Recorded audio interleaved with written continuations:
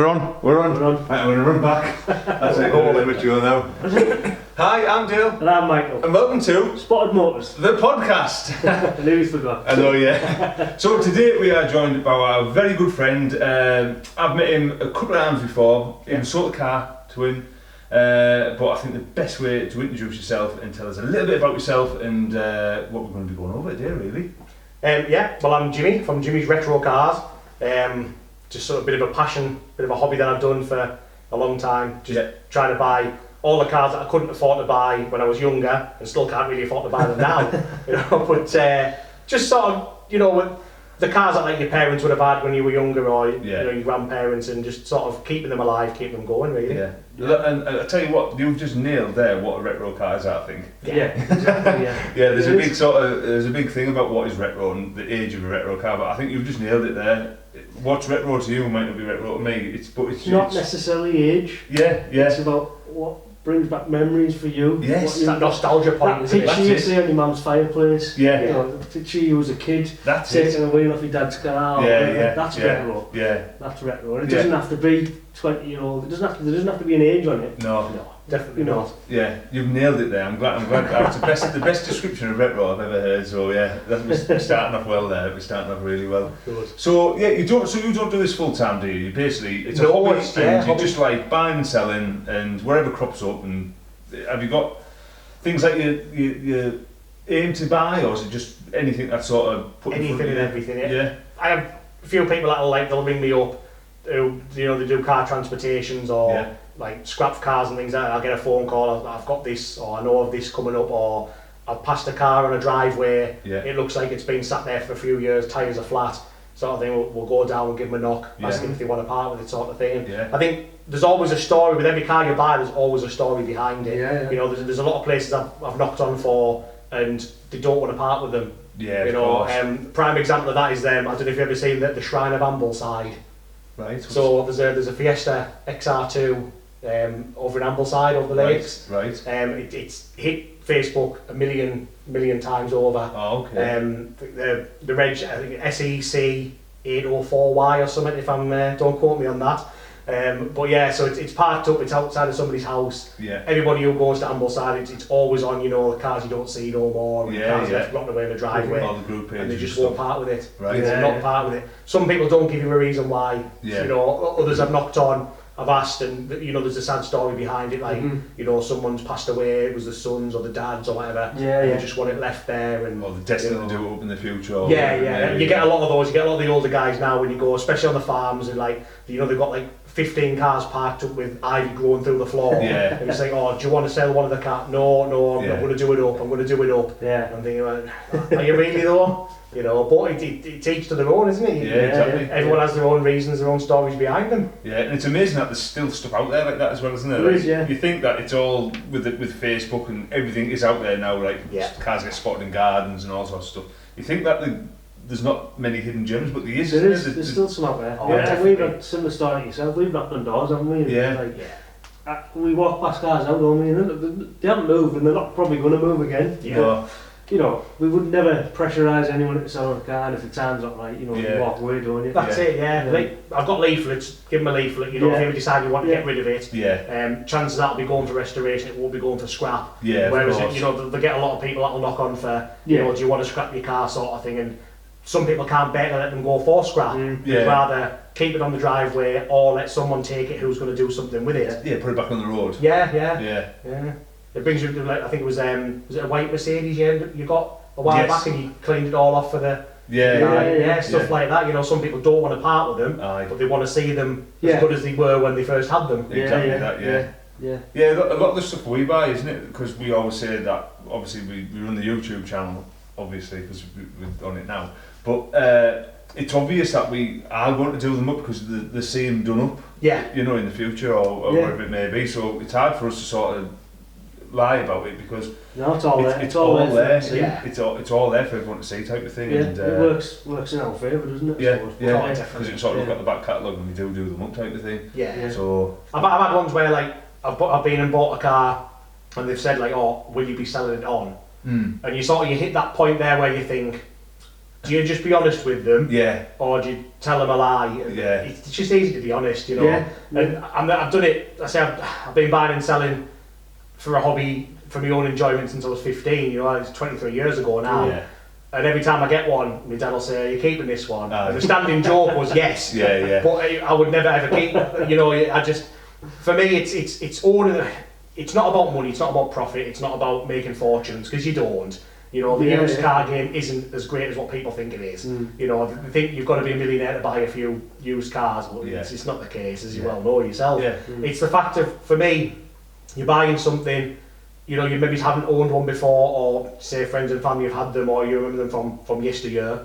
And it's a case of, it's nice to say you've owned it. You know, I take a few photographs of them, I've got a little archive, I save it in the archive, and it's cars that I've had before, and you just look back and you think, do you know what, I had that. And every one I always look at and think, should have kept that. Yeah, do you know what? You're mirroring exactly what we are. We say that all the time. So we're exactly the same.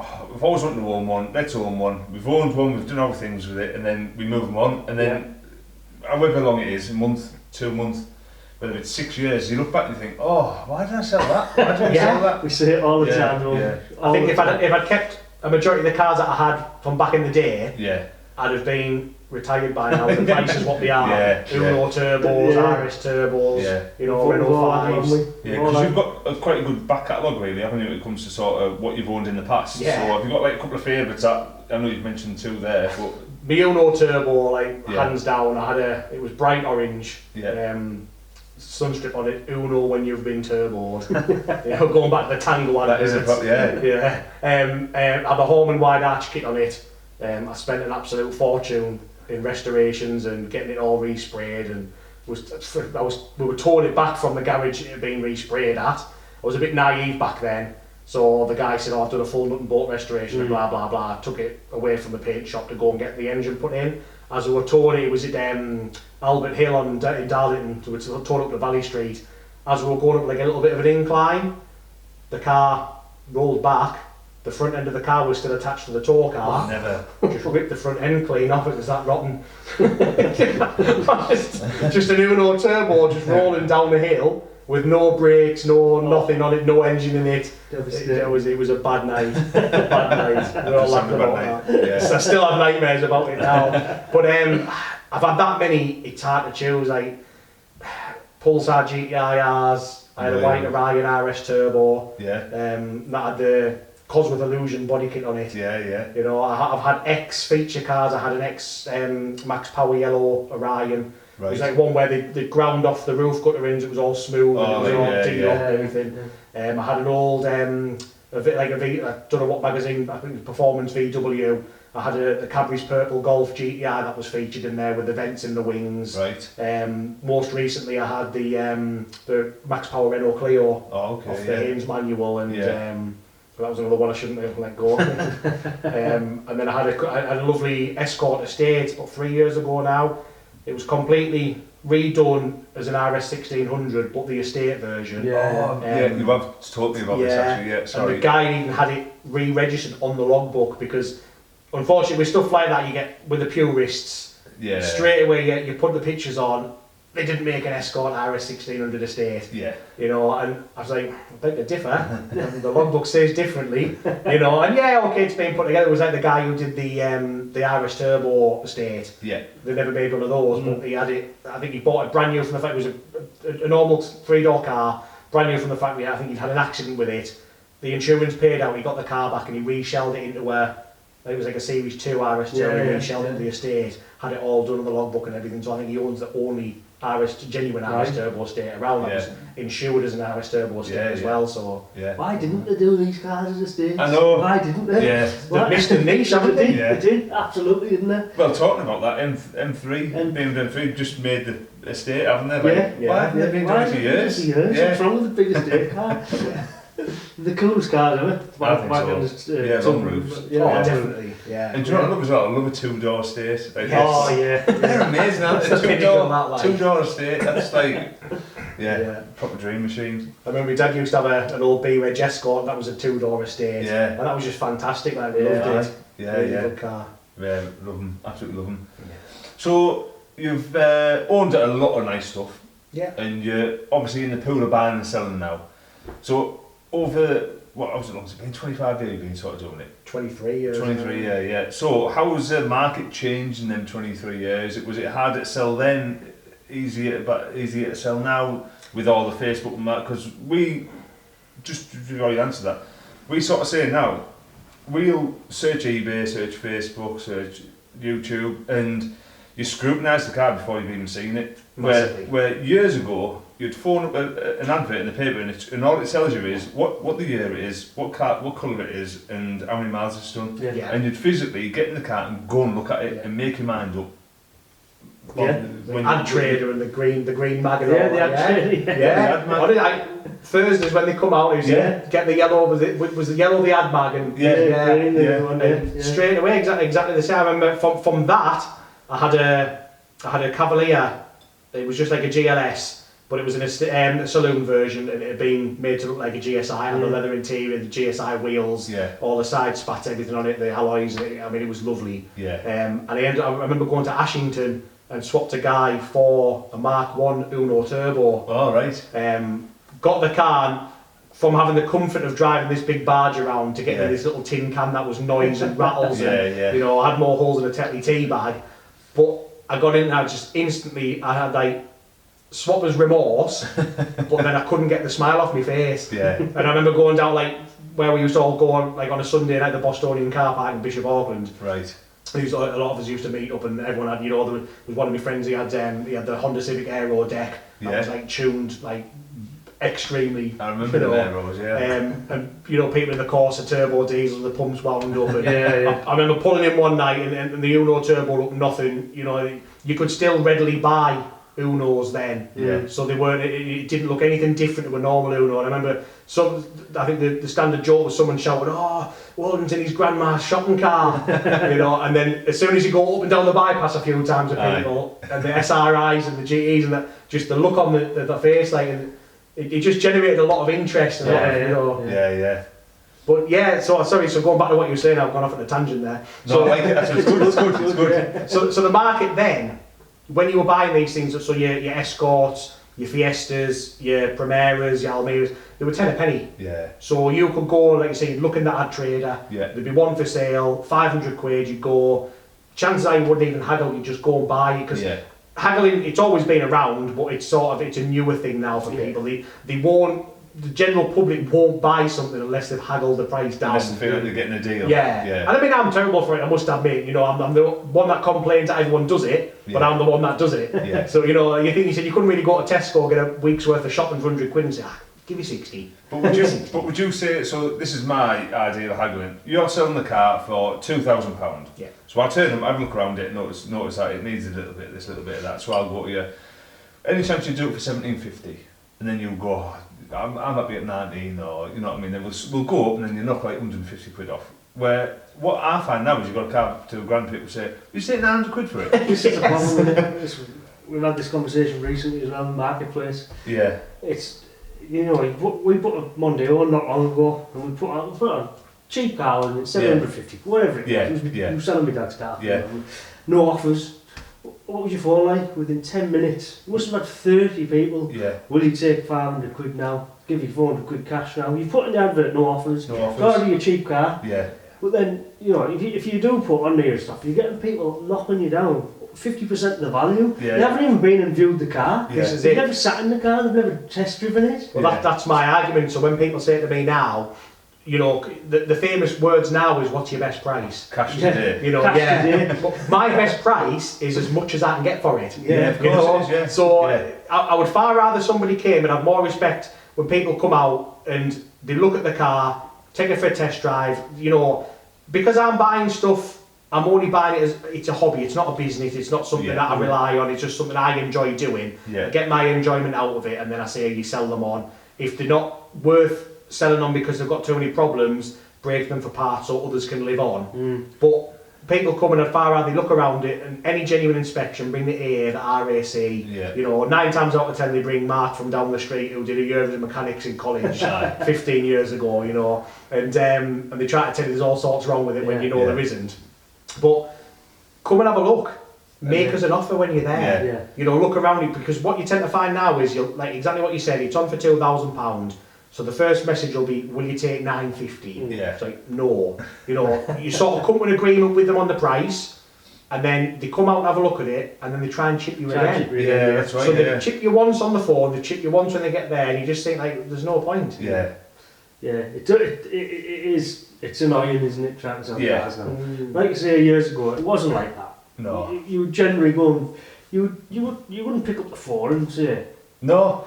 That's would you say you would never ever do that. No. You'd be like, oh, you're in, can I come and see your car? Yeah. And then you would, like you said, if you've seen a fault or if the car was in minty, you probably wouldn't even haggle. Just a fair price. Yeah. But now they're not even coming to see the car. No, people. They probably don't even look through the full ad. They don't. They never do, just because like, they ask you the same questions what you've put in your advert. Yeah. Well, that one, going back to Mondale, because it's just a recent one that's more fresh in our heads.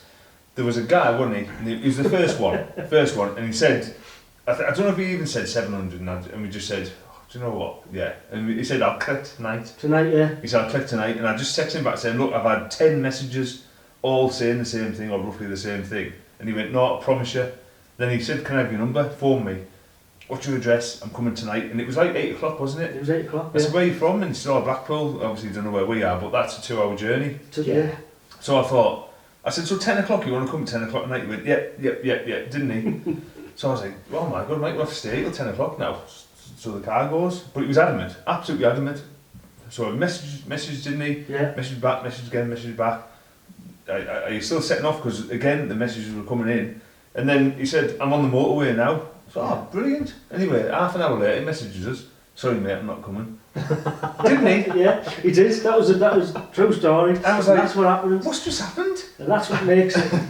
I think a lot of people just want a conversation, don't they? Yeah. They must be sat on board looking and just think, oh, do you know what, I'm messaging. I'll just send a quick message and find See, out. I'm not like that. I don't think any of us are like that. No. If I'm genuinely interested in a car, I will go and see it. Yeah. If not, I won't even message you. Yeah. If I say I'm buying, and that's it. And I don't need to look. I mean, I bought the little Mondeo ST off you guys. That's right, yeah. I don't need to physically go and if I want that car, and I think it's a good price, I don't bother going to look, waste people's time. I'll just say, look, I'll have it. I'll come and pick it up, or you delivered it for me. That was great. Yeah. You know, things like that where I don't. You know, yeah. I understand a lot of people, like, you know, because they're spending money and they want something that they can run about in. It's a different kettle of fish, because you want to go and have a look at it and you want to scrutinise it and make sure it's okay. okay. The next day type thing, because you don't want to go and spend like, you know, £1,000 on a car and then it blows up 2 minutes down the road. Yeah. And I think, like you said, prices have varied over the years anyway now for stuff. I used to do bits with like just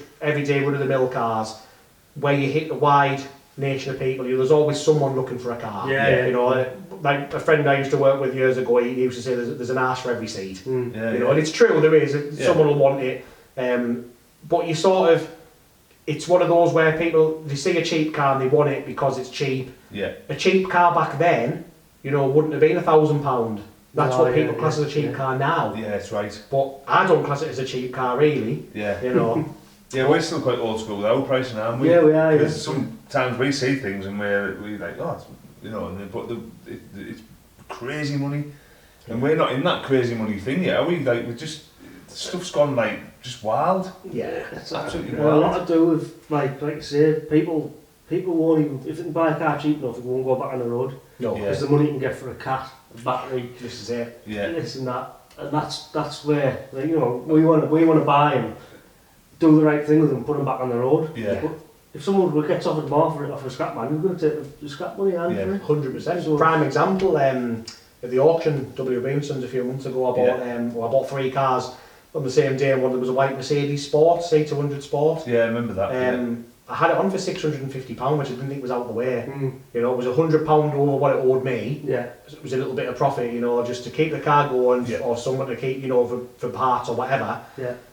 Struggled, you know, people commenting. Everyone's always got a comment these days, unfortunately, haven't they? So it's like, oh, you'll not get that for that, or, you know, it's best off going to the scrapyard, or, and I just think to myself, like, if you haven't got anything good to say, don't say anything. Don't ruin my act. You know, this is it. So I had it on for like a while, and there was no interest. So I thought, well, do you know what?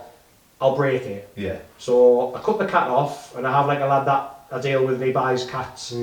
Got in touch with him. The cat was 380 quid. So there's the best part of the car straight away. Yeah. I sold £120 worth of parts off it.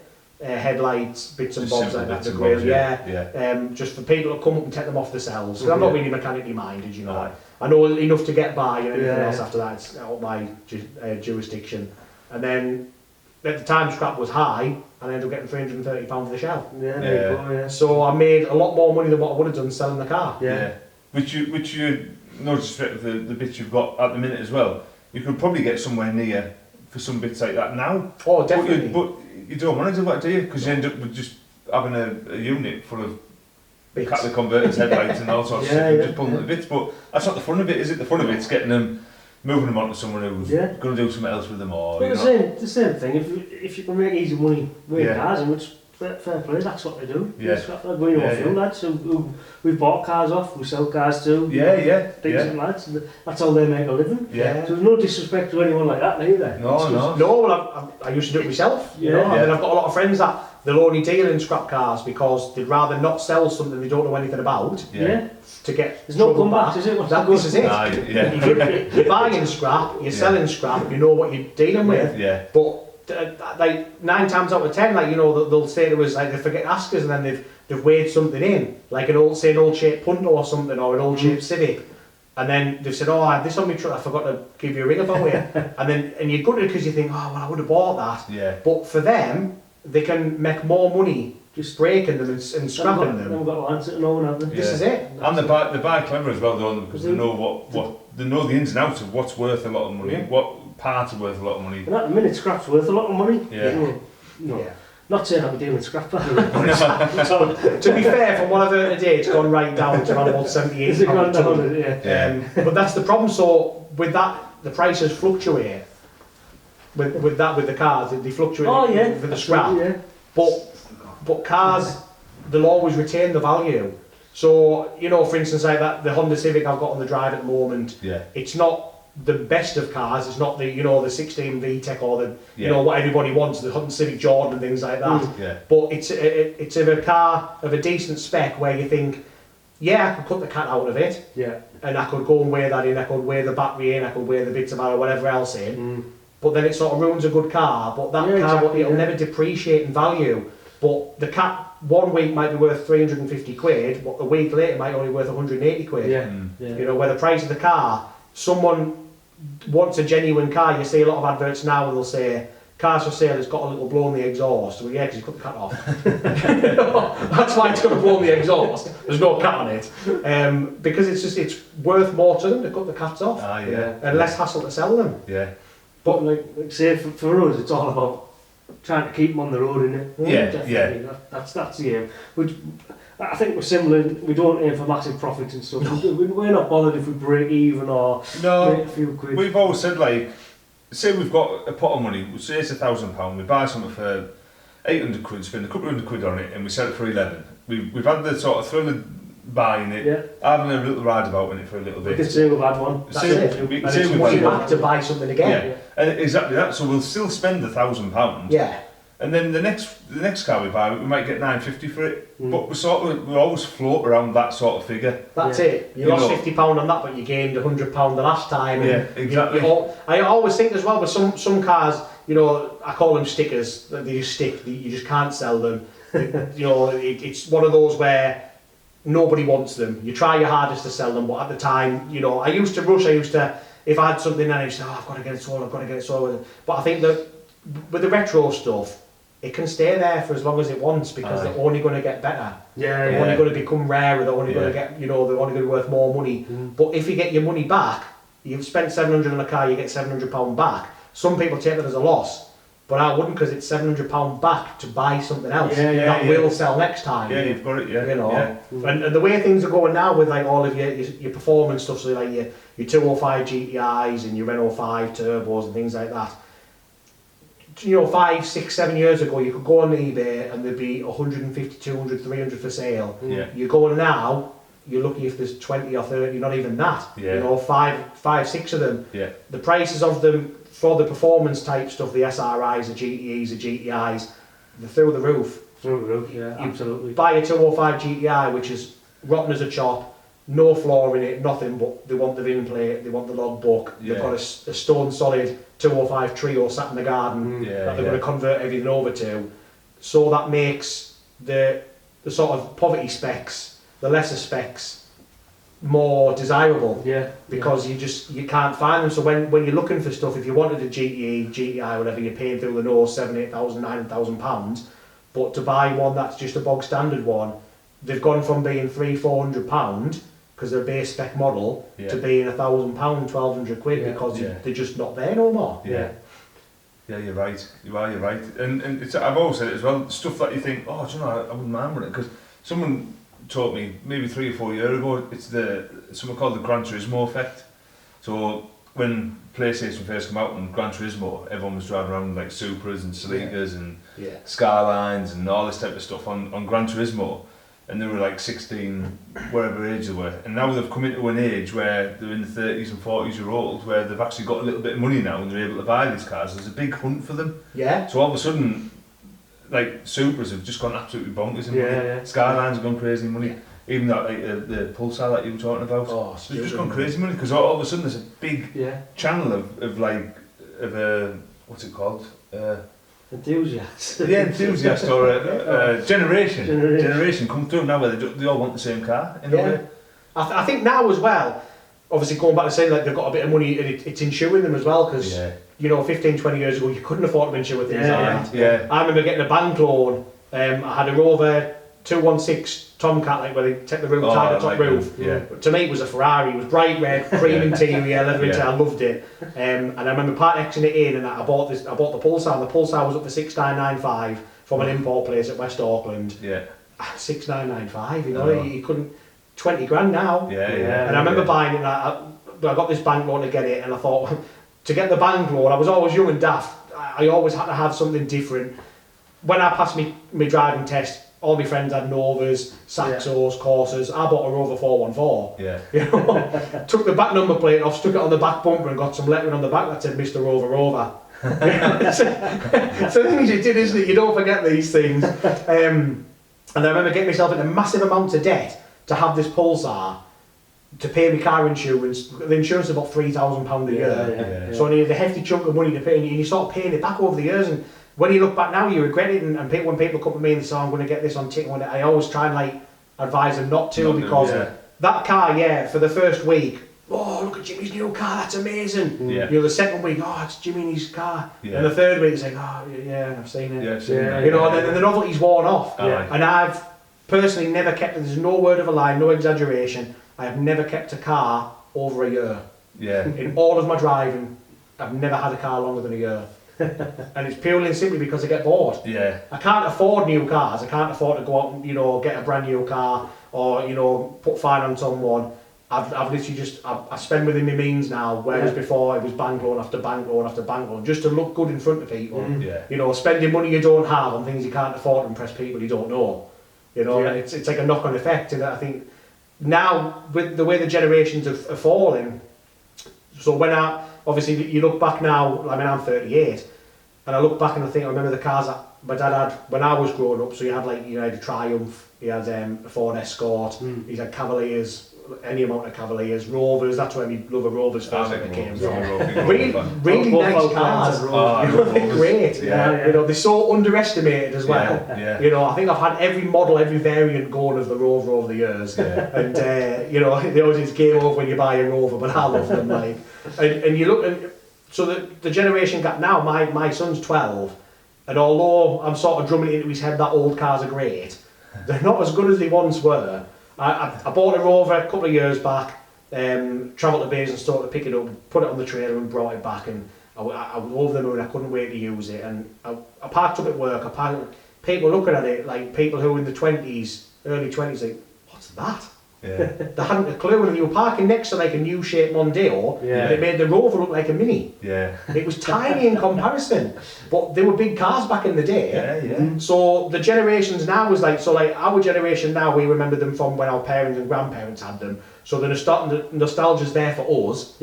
And then, like I say, when my little boy's old enough to drive, he won't be driving stuff what I buy, because there'll be other things. There'll be like your new shape BMs and you know, and all your newer cars, your new like your Mark 5, Mark 6 Golfs. They'll be their retro cars. And that's the we've always said that, haven't we? Like, what's a classic going to be in the future?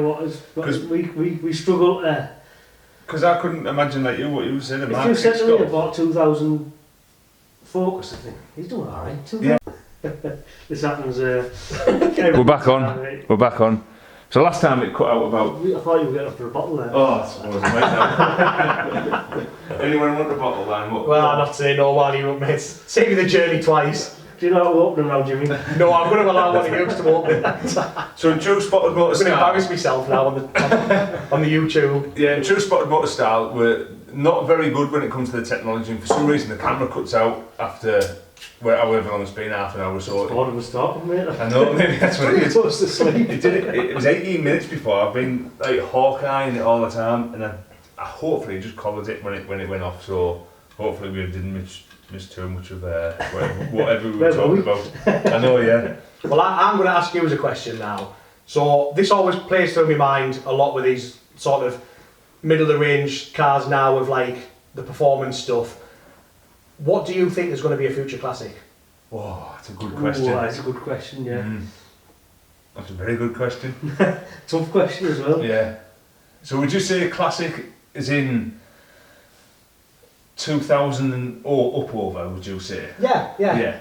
Because the stuff I like to do is 2000 and under, like older, so within 20 years, but I do get the occasional 2002, 2003, which I let slip through the net if they've got something about them. So for instance, I've got a 2 litre 16 valve Renault Megane Coupe.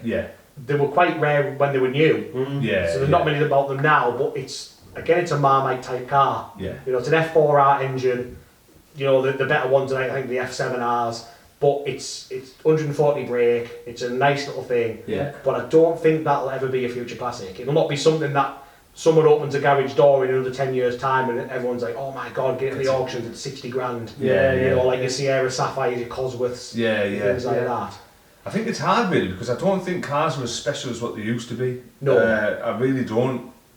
And there's not much excites me from 2000 to 2005 up over. Snap. There's very little. I mean, don't get me wrong. My thing is as well is a classic as in we know a classic as a carburettor.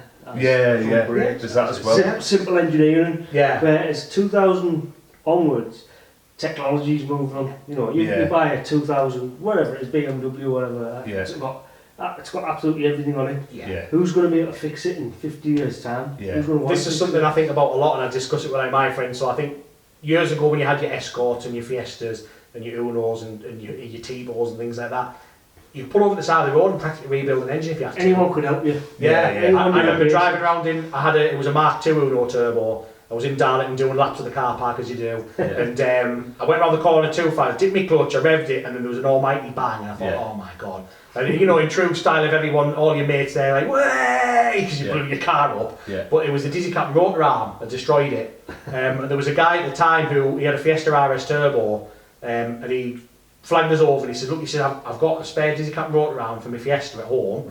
He said, it won't fit perfectly, but it'll get you home. So he shot off home, come back, fitted for us, and you know, them pop and bang remaps that everyone gets now, I had them 20 years ago with ill-fitting distributor caps. But like, they're the type of stuff that, but now, you're driving around the, 2005, 2006 Ford Focus, you're driving around the corner, something goes wrong, a light comes up the dash, it's a sensor. And you replace 376 sensors before you find the one that's gone. And I do think it's only going to get worse, like with all your DPFs now and all this, whatever else is running them. They're just absolute. You know, they don't even have people don't want to touch them, do they? They don't have to be 3-4 year old, they're causing you problems. How are they ever going to survive to be a classic car? You know, you look at things back in the day, things were built to last.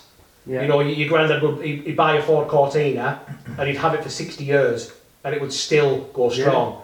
Now everything's built to break, everything's got a shelf life, a time limit. You know, a sensor that will go wrong after 2 years. They have life expectancies now. They're definitely making them like that, so people do change them over. How many cars, when did the digital dash go out? You know, what sort of cars are they? You know, Astra GTEs, Fiat T-Bos. Yeah. Did the Montego have one? Yes. Yeah. How many of them digital dashes are still working correctly now?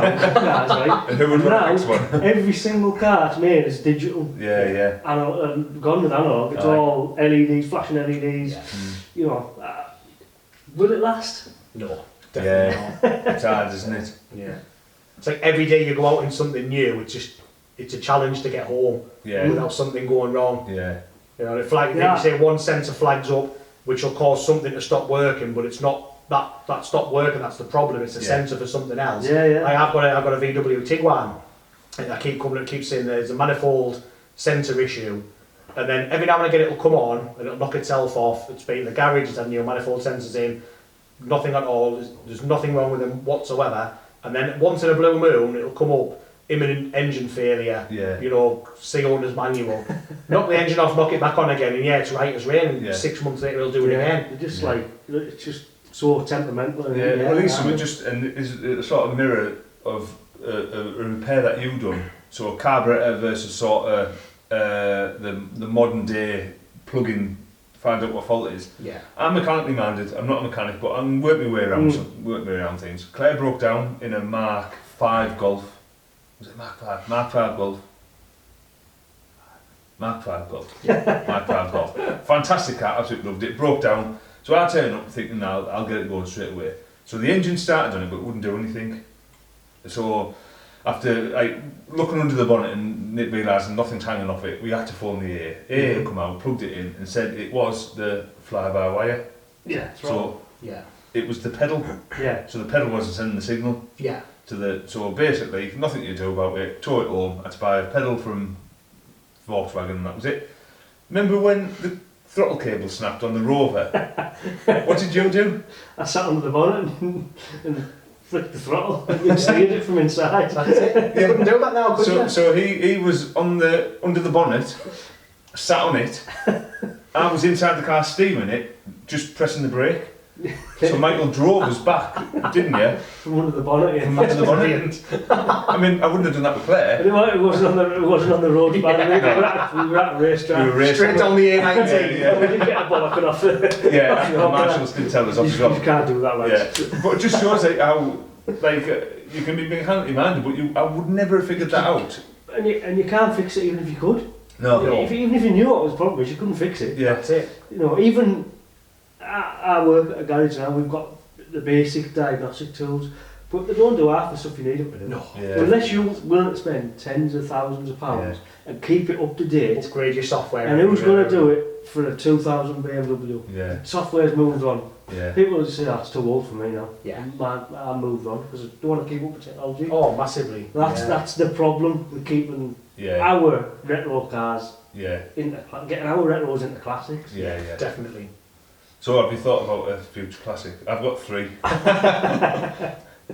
Shall I go first? Yeah, you go first. So is it already a classic? I don't know. Skoda Octavia now. Yeah, 09 though. It's got to be a diesel. And I'd say, and it might be obvious, but E46 M3. Yeah, definitely. Last of the sort of thoroughbred straight sixes. Yeah. Before it started getting too deep into so many sort of 10 options, what the diff's going to do, 10 options, what the gearbox is going to do. It's relatively simple, two options of whether it's manual or not automatic. Yeah. And just naturally aspirated power as well. Yeah. You know what I mean? Like 320, doesn't sound much, but enough to give you a smile without too much kicking in, stopping you from doing donuts and burnouts and all that type of thing. Yeah. And another BM, the 130 of the very first 1 Series. Yes. Again, very simple car, and again straight 6 and something as little as that. I just think that. I like the coupe version of that. Yeah. I like the 4-door ones because they're a bit sedate. But same thing, you know, little package. Yeah. And it's just all engine power without it being a 1.6 turbo. Yeah. Just don't do. I'm a big straight 6 fan, which is obvious there because I picked 2 straight 6s, so I think I'd go with that. And another way you're still thinking, I'd say again, Mark 6 Golf R32. Yeah. I think again, it's not a 2 litre turbo. It's a 3.2 V6 in the Golf. It's just got the recipe for being absolutely fantastic. You know, it's got the 4-wheel drive sort of system, if you know what I mean. Yeah. More front, but it is rear. So I'd say them three. I'd say future classics. Yeah. Where if you open the garage, you'd be like, oh, look at that. It's an E46 M3. Yeah. You know. Yeah. I totally agree. Yeah. You pick them three. I think the earlier TTs. Oh, that's a good shout. Just pre-2000, were they? But I agree with that one. Yeah. I think they're a cool, you know. Do you know why? Because when they come out, they look like a concept car, didn't they? Yeah, definitely. Yeah. And there's a difference with some of the, is it the earlier ones without the spoiler are the better ones? Yeah. Saying something about that. Yeah, wasn't it something to do with they got twitchy at high speed, so they recalled them or something, and they put the spoilers on the back. Yeah. Something to do with that, wasn't but it? But then obviously they developed them and then they got electric spoilers on them. Yeah. That's the way. Because you've worked on TTs. I've worked on TTs. Especially Mark 1s. TTs. That was when I was at Audi. Beautiful little cars. Yeah. Pretty simple to work on. Yeah. Nothing's going to cause you any headaches. Yeah. Great little cars. So I'm going to check the camera and you answer that now. To me, I've got to check the camera. I'm over the camera, you know, because the battery's going to run out. Oh no, nightmare. So we're just about to ask what a future classic is. I'm going to go with a Focus ST170 and a Sport KA. Wow. Sport KA. Well, while you're thinking that, I'm just going to change the battery. I generally do. I think that the Sport KA is definitely. So again, in true Spotted Motors style, the battery ran out on the camera, just as we were getting into it. We've over talked it. That's what happened.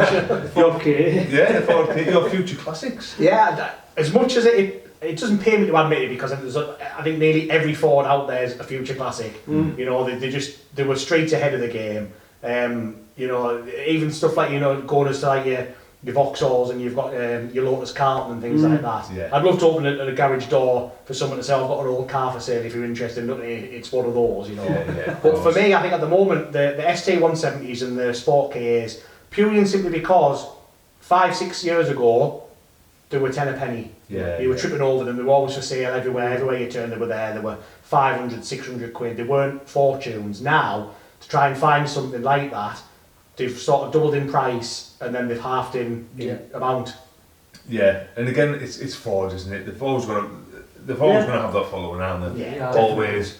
Whether or not it's like you say, your parents have had one. Everyone knows the blue oval, don't they? And when it comes to the sporty versions, they don't do too bad doing them up the other as well. Definitely not. I mean, I know a guy. He was on Instagram for a while, but he's come off for a bit. I think he's having a break. Like that, he's blocked as one of the two. But he's he loves his Fords, and he says his dream garage he's almost completed it, because he's got the Focus ST170, he's got the Mark 1 Mondeo ST220, he's got the Mark 2 Mondeo ST TDCi, and he's got the Cougar, and so he's got some the Ford KA. All in the performance or Imperial Blue, every single one's in the same colour. That's a lovely colour, that like. Because he was trying to get the yellow Millennium ones. I remember them. But he said they're just so hard to find. Yeah, I can imagine that. Because he could, like you say, he could get every one of those cars in that yellow, that colour.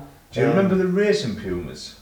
Yes. They were pretty cool, weren't they? With the big spoiler on the back as well. Yeah. There's one not too far away from me. I used to see quite often. He used to park outside his house all the time, but it's disappeared, but it's still around, and the number plate that was B16 Pum, Big Puma. Right. You know, and that always it was something that you drive past, you think, oh, that's nice. Yeah. You know, I'm never a fan of the normal Pumas. I wouldn't go out my way and think, oh, they're amazing. Yeah. But the racing Pumas definitely. Weren't they? Yeah. And they're so interchangeable as well, the engines, because you know you can get a newer car now, put the older engines in, vice versa, swap them over. You see a load of the Fiestas now and the Escorts. You know, that to me there is like a dream car in one aspect, because you've got the looks and the nostalgia of the old car Yeah. without the problematic bits to go with it when you've got like a newer engine in it. Yeah, yeah. You know, you see a lot of ST170 conversions with the Escorts now. Yeah. Even Connect bands and things like that. You see a lot of them. Yeah. There's a lot of engine conversions with the ST170s, isn't there? A hell of a lot. And that's probably why they're going to get rare as well. Yeah, that's it, yeah, because they're just getting broke. Yeah. Very capable engines. Yeah, because it's cheap enough to buy, pull the engines out, and wherever else one off it, and stick them in the pride and joy of and make them. But like you say, they're pretty much bought in, aren't they? Yeah, yeah. Swap one for another. That's it. Not a lot of stuff, do you? Exactly. They'll go straight in. Yeah. So I was going to say there, heading back to your sort of the buying and selling. I know that we have had a ton of fun doing it, and also a ton of giggles doing it as well. I.e., people that have bought offers or stories and things like that. So a really quick one. I remember when my dad was selling the car. It was actually a Rover 820, and the woman jumped in it. Looked around it, everything like that, jumped in it, took it for a test drive. Remember the little circle, the cul-de-sac? Yeah. And she jumped in it, she set her off in it, went to the top, come back round, parked up. Dad thought, oh, she doesn't like it. And she opened the door, and she went, oh, I'm really sorry, is it an automatic or a manual? Wow. So, my dad sort of went, it's a manual? As if she said, like, is she taking the mick? But and then she, oh, thank you. And then off she went, and then she drove up and come back, and she went, yeah. And anyway, she bought the car. That's amazing. But we still couldn't figure out how she got to that. So surely, with all the years that you've been doing, you must have some funny stories or something that's cropped up. I could write a book on it. I really could. I've had people, you know, it's with these cars, you know, you sort of take people at face value. And you expect them to be insured and have license and things like that, you know. And unfortunately, sometimes that's been my downfall where you've read too much into it. I once had a woman come and look at I think it was a People carrier I took in part exchange a while ago, like a good few years ago now. And she got in the car and I was sort of stood at the side talking to her mum, and she said, oh, do you mind if I take it for a test drive? I said, yeah, no problem at all, you know. And she was going on, like, you know, she spoke a good talk about cars and driving and this, that and the other. And I said, do you want me to sit in with you? I said, are you quite happy to go on your own? I said, like, you know, it was a similar sort of thing. There's a bit of a cul-de-sac, she can drive around it, and she's in the car. And I said, I always leave mine in gear. I said, in case the handbrake fails. It's just an old thing my dad's taught us over the years. I said, so just be careful that it's in gear. She said, yeah, no problem. She took it out of the gear, started it up, put it in reverse, and went straight through the wall. No way. Honest. Went straight through the wall, and I just sort of like stood there, and the mum like ran over, and she was asking if she's all right and things like that. I'm sort of stood there like thinking, right, okay, what do I do now? And then the mum was like, well, we were going to buy her it because she's got a test next week. I just didn't know what to say, and I just said, well, I said, you bought it now, really. It's yours. You know, you can't really drive away from that. Yeah. You know. So whether she wanted the car or not, she got it. That is, I think it's still at the top of that mind. Dear me. We haven't had a crash on a test drive, No, we haven't, no. No, but I've had all sorts. I took, again, a few years back now, I don't do so many test drives now with people. People just tend to come and they'll just buy it because of what it is. You know, because I say, like, going back to what I previously said, you don't see many people, they won't go, if they want to run in the middle, like runabout car, they won't look at something like a 98 Escort or a 99 Honda Civic. They want, you know, a 2005 Golf or something like that. Course, so the people that are coming to buy these particular cars are coming because they want to buy that particular car, not because it's just a cheap car for sale. And I took a guy on a test drive and we did his shopping. Nipped into Tesco on a test drive, did his shopping. Honestly, it was great. But you do, you laugh because you think, like, I've never known anything like this. You know? It is funny, the things you do or the things you've come across. We've all got, we could go on our like those stories, couldn't we? Buying and selling, done. Definitely. We're buying and selling. Buying and selling. We gave up on a few cars as well, didn't we, Dale? Yeah. When we were younger, before Spottedmotors. When we bought a bunch of cars, didn't we? Off one man, didn't we? One man. And I always remember the first line he said to us, we got out of the car and he went, "You alright lads, I've pumped all 4 tyres up for you to kick." We were only... we were young, weren't we? We were young, 20 odd years old, 21, something like that. And we bought this bunch of cars. I think we had true with everyone selling them, didn't we? Yeah, every single one of them. It was a Mazda 3... Mazda 323, a Peugeot 306 and a Corsa. A Corsa, yeah. And this Corsa, we'd spent so much time, didn't we, sort of taping up, and we sprayed the sort of sills on it. And then we took it out for a test drive. Was it the course of that, where every time we drove, the alarm used to go off? Yeah, the alarm was going off as we were driving down the road. So we driving down the road, like, young kids. Better get this back to the alarm going off. Police will have us here. Yeah. In the end. It was pulling that much to the left, wasn't it? And I said, we got it up now, Michael, we can't sell this. Yeah. I'm sorry, we can't sell it. It was a death trap one day. Yeah, and I think you got out and just trashed it. We kicked it a few times. We spray painted the steering wheel, backs in the seat. And I think the final on the hill was when we sat, so should we burn the clutch out on it? Yeah. Dale's mum come out and went, what are you doing? It stinks! I thought you were selling it. Nothing worse when you get stuck with things like that, like, is yeah. You know. We just knew, we thought, do you know what, this is going to be painful. Yeah, and we thought, we even back then when we were only young, but we thought we can't sell it, so no, we knew, didn't we? No. You think yourself as well, you think, I'd rather take a loss than someone buy something that isn't and do you know what what? It's supposed to be. For what it costs us, but I don't even know what we paid for it, but it's the memories now of having a game. Oh, yeah. It we toured it, didn't we, at the scrapyard, and we got 60 quid for it, I even remember now. And we laugh about it now, don't we? Remember that Corsa? That we... And we kicked the out of it. We tried to break it, didn't we? And then, I always remember, we left it there, and we just didn't even touch it. And then you backed the trailer, didn't you? And you went, it won't start. And anyway, what did you do? You leant in it, and the first turn of the key, because it was running real lumpy, wasn't it? It was almost like it went... Yeah, from the head gasket or something. Yeah, and it just fired up. We were like, what? How's it done that? Then reversed on the trailer. The ones you don't want to die. The ones you're trying to kill just won't die. Look, like I say, good memories as well. Yeah. Oh, definitely. And have you had any horror stories? Well, obviously you just told us one there, reversing through the... But have you had any like bad stories or bad memories from selling? Off the top of my head, I kind of... No, not so much really. I said that there's more... I'd say like sort of sob stories than horror stories, like with certain cars, like I say, when you're buying stuff off people, and they're a bit unsure whether they want to let them go or whatever, or you become attached yourself and you sell it, and at the time it's great because you've got that money in your pocket and you think, I'm pleased about that, and a few weeks later you think, I wish I hadn't sold that. Because I had one horror story, didn't I? I had a Mark II Golf GTI, and I absolutely loved it. It was one of them cars where I'd walk away from it and look back at it 10 times. Yeah. It was beautiful, 3-door. It was in a real dark blue. It was a big bumper model. Everything going for it. It was only 8 valve, but it didn't really matter too much.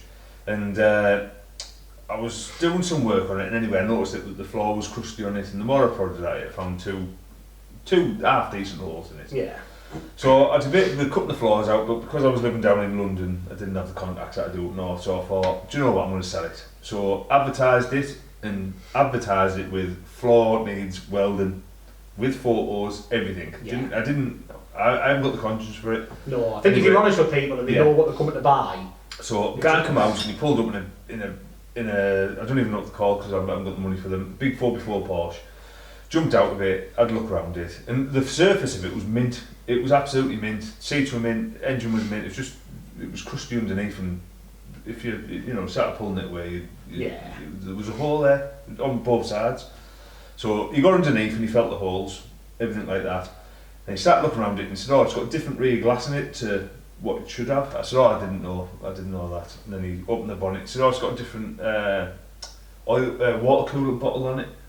And I said, I wouldn't know that either. And he went, I had one of these when they were brand new. I said, right. I said, so you know them well? I said, yeah, I know them inside out. I said, bloody hell, you're probably pointing out more faults than me. Yeah. So anyway, he looked around it all and he said, it's not worth what you want for it. So I said, so at this point I just want my money back. So he come down on price and I thought, I'm not going that far. If that's the case, I'll send it up north and cut the floors out and get it done. Yeah. So he ummed and ahed, and I said to him, look, that's my bottom line, and I won't go underneath it. If I go underneath it, I may as well keep it. Yeah. So he ummed and ahed, and he was messing about for 5 minutes, and just, So I said, tell you what to do, why don't you go home and have a think about it overnight, sleep on it overnight. Yeah. And he went, well, I'll tell you what it is. I had one of these cars when they were brand new, and it was this colour, with this spec, with them seats in it. So I said, right. I said, so it's a bit of a sentimental thing. And he went, well, yeah. So I said, well, it's not going to go anywhere tonight. No one's going to buy it now. It's 6 o'clock. No one's going to phone me up. No one's going to come now. Why don't you go and think about it and, phone me up tomorrow with a fresh head? And he went, I'll have it for the price you said. So I said, alright, yeah, no problem. So shook hands, pays the money, and off he went. So when he got home, he messaged me and said, the brake's smoking on it, has that ever happened to you? So straight away I thought, oh, he's going to be bother this guy. So I said, it's never happened to me. I don't know how hard you drove it home. You know, you had the spirit to drive home and it maybe just pushed it a bit hard. Anyway, never heard out from him. Then 2 weeks later, got a lovely message off him saying, hi, this is such and such, just to let you know that I'm going to be taking you to court because the car you've sold me is not as described. Wow. And I was like, oh no, panic stations. And I was like, I don't know what to do here. He's obviously got a bit of money about him. I haven't. I don't want to go to court. You know, and I was like, well, I don't know what to do here. So my dad was in hospital at the time. You know, I remember driving home, showed my dad the message, and my dad said, did you tell me about the flaw? I said, yeah, promise you. He said, well, was it in the advert? I said, yeah, it was in the advert. And he went, well, you've got nothing to worry about. Yeah. So I messaged him back and I said, look, I told you about the flaw, you pointed out the other problems, you know, I didn't, you knew more about the car than what I did.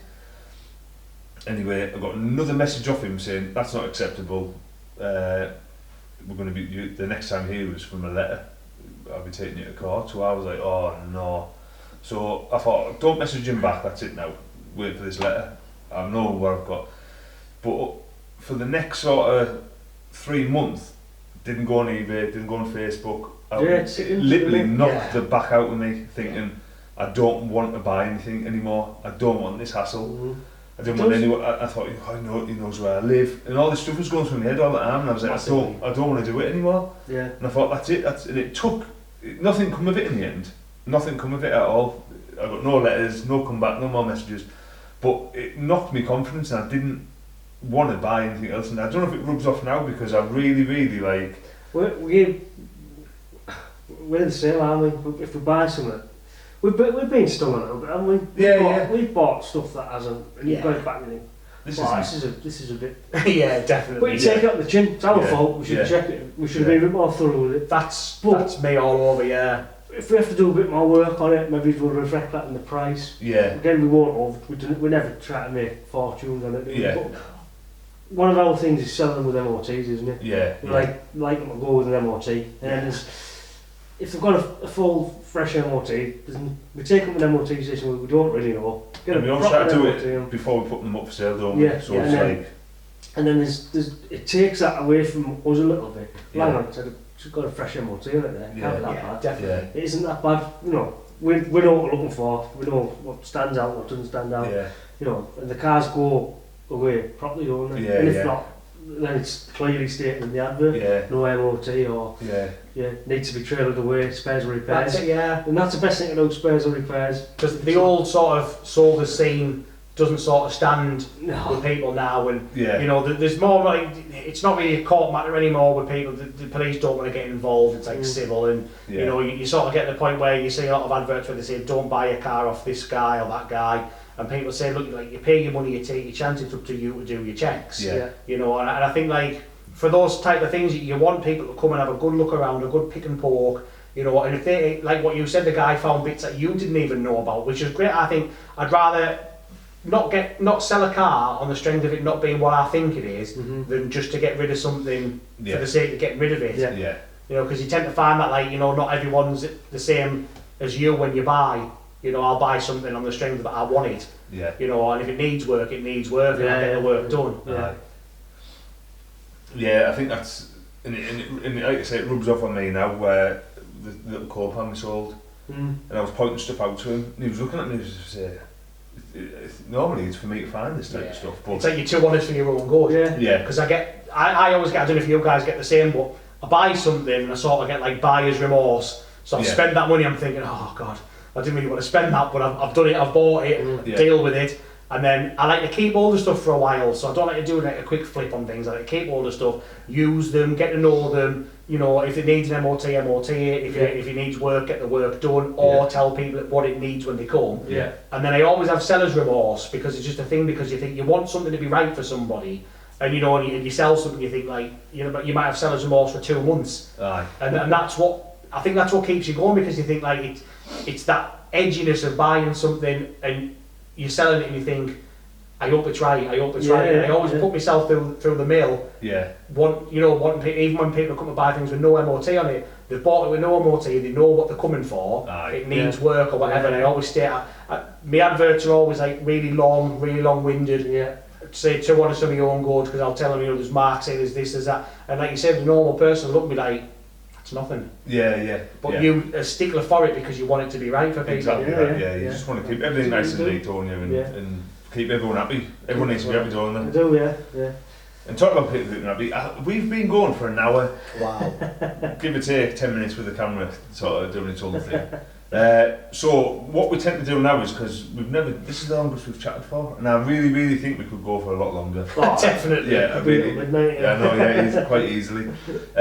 So I think what we'll do now, we'll sort of try and tie it up, and we'll spend the last couple of minutes sort of talking about your Instagram page, and now your Facebook page as well. Have you just set a Facebook page up? I've just set it up, but I'm not really technologically minded, so it'll take time to build that up. Instagram page is at Jimmy's_retro_cars, so at Jimmy's Retro Cars. It's just basically, it's every picture of the car that's on there is cars that I've owned. It's not sort of stuff that I was looking there, I was all over there. It's cars that I've owned. I wish I'd have had photographs of every car that I've ever had. But I'd be, they'd be going into the thousands without exaggeration. It's a page of nostalgia. It's nice to look back. It's nice to look at the cars that I've had that I've sold. You put an convertible, Rover convertible on there. The Max Power Clio, 106 Roland Garros. That's the beauty of social media, isn't it? Definitely. It's a file. It's an archive of everything. It is. That's why the beauty of Spottedmotors and YouTube for us. It's something for us to look back over. You can watch back as well. For the kids. Definitely. Like, if nothing else, that's what it is for us. It definitely it's an archive. And I always think, like, you get some pages that have got 50,000 followers. I think I've got about 700, sort of. But I like to call them loyal followers because they always like the content, they always like what I put on. Always commenting away. It's what you want, a bit of interaction, that's the best thing, isn't definitely, it? it's a hobby turned passion. It's not a business, it's a hobby turned passion. People, like-minded people will comment, we'll have conversations about stuff. Me and you'll regularly chat away about stuff, about cars and stuff, and it's just something like, there's a lot of people that will comment on things and, I remember having one of those, I remember Mum and Dad having one of those, and I've always said you'll never be a millionaire buying and selling used cars. Which is true. The whole thing is, it's just the fun of it. It's not about the money making. It's not about nothing. It's the fun of, like you say, owning the cars, having them, selling them on, and seeing them live a little bit longer with other people. Absolutely, and just enjoying the ride as well. That's it. It's always nice to get them followers. So if anybody wants to sort of follow, and they're more than welcome. And I'll leave a link in the little description below, so it's nice and easy. Just click on that if you can't remember all the underscores. But if you just search Jimmy's Retro Cars, it will come up. But again, they'll be in the description below. And have you ever thought about doing YouTube yourself? I don't think I have the confidence. It's not fun at all. It's alright doing it with someone else, but I've tried. I've got a friend who he does a lot with movies. He's got his own movie channel and he tries to coach us into doing things, and I've got all these video editors and things like that, but I've tried, and looking back I hate the sound of my own voice. I hate looking at myself on the camera to see, I'll stick to I'll let the professionals do it, and I'll come on for a guest spot every now and then. Well, I think we'd definitely look to meet up again, so 100%. Whether you get a couple of different cars, or you get one, or we'll have to come and do your ZX that you haven't even spoke about at all. Wow, I know.